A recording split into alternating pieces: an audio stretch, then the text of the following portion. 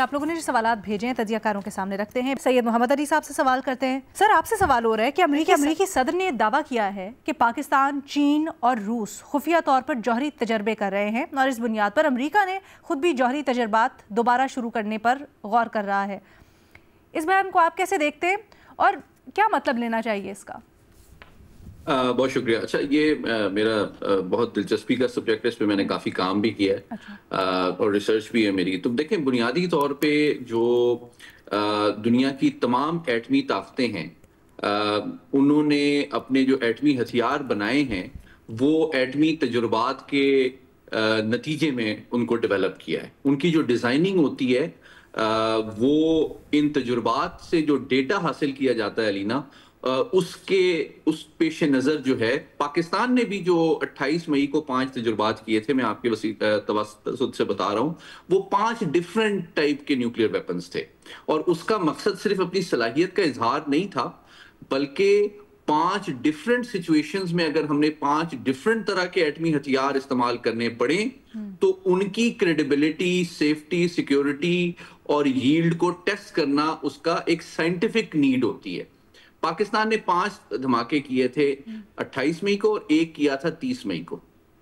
अच्छा, अमेरिका ने, मैं आपको बताता चलूं, 1000 से ज्यादा एटमी धमाके किए हैं आज तक। अच्छा। हिरोशिमा से लेके आज तक।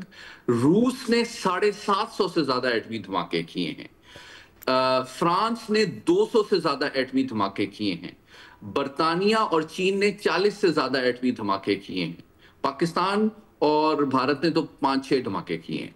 अच्छा, ये धमाके क्यों किए जाते हैं, मैं क्विकली ये बताना जरूरी समझता हूं ताकि लोग समझ सकें कि इसका मकसद अपने न्यूक्लियर वेपन के वॉरहेड के डिजाइन को इंप्रूव करना होता है।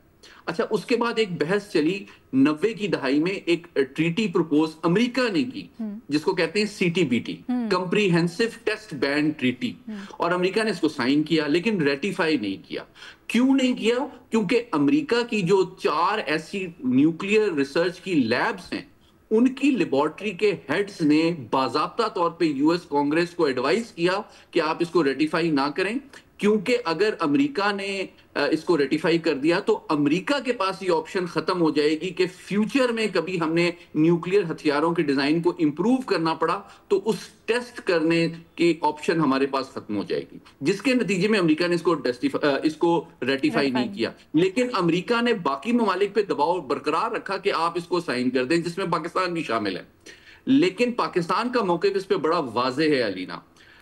मैं एक क्विकली बताना चाहूंगा कि भारत के अंदर ये डिबेट मौजूद है। उनके साइंसदान भी और फौजी अफसरान भी ये बात करते रहे हैं कि हमें दोबारा टेस्ट करने चाहिए ताकि हम अपने न्यूक्लियर वेपन के डिजाइन को फर्दर इंप्रूव कर सकें। पाकिस्तान के ऊपर जब भी दबाव आया है, पाकिस्तान का मौक़िफ़ बिल्कुल वाज़ेह रहा है लीना। हमने कहा है कि we were not the first to introduce nuclear weapons in South Asia, and we will not be the first country to resume nuclear testing।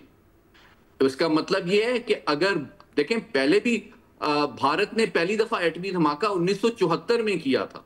उसके 24 साल के बाद जब उन्होंने दोबारा किया तो पाकिस्तान ने उसका जवाब दिया। तो हमारी तो कौमी सलामती की मजबूरी है। तो इसी तरह अगर भारत अपने एटमी सलाहियत में बहुत बड़ा इजाफा करता है, दोबारा रिज्यूम करता है, तो पाकिस्तान को ये ऑप्शन ओपन रखनी पड़ेगी। इसका मतलब ये नहीं है कि हम कर रहे हैं। मैं वाजे करना चाहता हूं टेक्निकल एक्सपर्टीज की बुनियाद पे कि पाकिस्तान ने 1998 के बाद से आज तक कोई एटमी धमाका नहीं किया है। और सिर्फ नॉर्थ कोरिया वो मुल्क है जिसने पिछले सालों में एटमी धमाके किए हैं अमेरिकी दबाव के बावजूद। लेकिन अब अमेरिका के अंदर भी ये बहस छिड़ गई है कि जनाब उनको धमाके करने चाहिए ताकि वो अपने डिजाइन्स को, जो उन्होंने 1992 के बाद अमेरिका ने भी कोई धमाका नहीं किया, कि वो मजीद इंप्रूव कर सके। लेकिन वो ये चाहते हैं कि बाकी मुल्क ना करें। तो ये बहस का कॉन्टेक्स्ट और सियाफ़ो सबाक ये है। बट मोहम्मद अली साहब, जिस तरह से एकदम से जियोपॉलिटिक्स में हमने शिफ्ट देखा है, यूनिपोलर से मल्टीपोलर हो रही है दुनिया, वहाँ क्या आपको लगता है कि अमेरिका जैसी सो कॉल्ड सुपर पावर अब डिफेंस के लिए इनसिक्योर हो गई है और इस वजह से अमेरिकी सदर को यह बयान देना पड़ा, खासकर अपनी न्यूक्लियर सलाहियतों की वजह से? मैं समझता हूं उनको जो ये बयान देना पड़ा उसके पीछे जो बुनियादी मुहर्रिक है कि उनके ऊपर मैं समझता हूं कि उनको न्यूक्लियर एस्टेब्लिशमेंट जो अमेरिका की है उसने ये ब्रीफ किया है कि हमें भी, चूंकि उनके अंदर एक तशवीश तो है कि जो टेक्नोलॉजी का गैप था चीन और रूस के साथ वो अब काफी कम हो गया है, तो हमें उस गैप को मेंटेन करने और अपनी सुपीरियॉरिटी को मेंटेन करने के लिए शायद दोबारा टेस्ट रिज्यूम करने चाहिए। इसके लिए ये राय साजी के लिए इस तरह का बयान उन्होंने दिया है। ठीक है, बिकॉज हम पूरी दुनिया में इस तरह से देख रहे हैं एक डिफेंस को मुकद्दम रखने का या डिफेंस के ऊपर बड़ी जो दी जा रही है ऐसा रुझान। अभी यूरोपियन यूनियन में जाने का इत्तेफाक हुआ मेरा, वहाँ पर जब उनकी स्ट्रैटेजीज और उनकी क्या प्रायोरिटीज़ हैं वो भी डिफेंस के ऊपर, एक ऐसी ऑर्गेनाइजेशन, एक ऐसा इंस्टीट्यूशन जो कि पीस को प्रमोट करता है वो डिफेंस की तरफ अब ना सिर्फ तवज्जो दे रहा है बल्कि वहाँ पर बड़े हैविली इन्वेस्ट कर रहा है नेटो से हट कर। फिर रूस यूक्रेन तनाज़ा, मुख्तलिफ तनाज़ात खुलते हुए, क्या आपको लगता है कि ये जो डिफेंस को लेकर तशवीश है ये बड़ी रेलेवेंट है और दुरुस्त है अमेरिका की?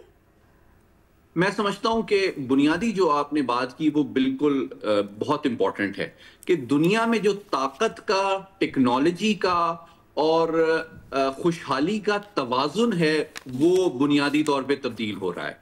अभी मगरबी ताकतें अमूमी तौर पे और अमेरिका खुसूसी तौर पे टेक्नोलॉजी, वेल्थ और मिलिट्री माइट की जो मोनोपोली 50-60 साल एंजॉय करते रहे हैं वो अब मेरे ख्याल में उसमें कमी आ रही है और वहां ये तशवीश उभर रही है कि रूस और चीन खुसूसी तौर पे जो है उनकी सुपीरियरिटी या टेक्नोलॉजी की मोनोपोली को भी चैलेंज कर रहे हैं।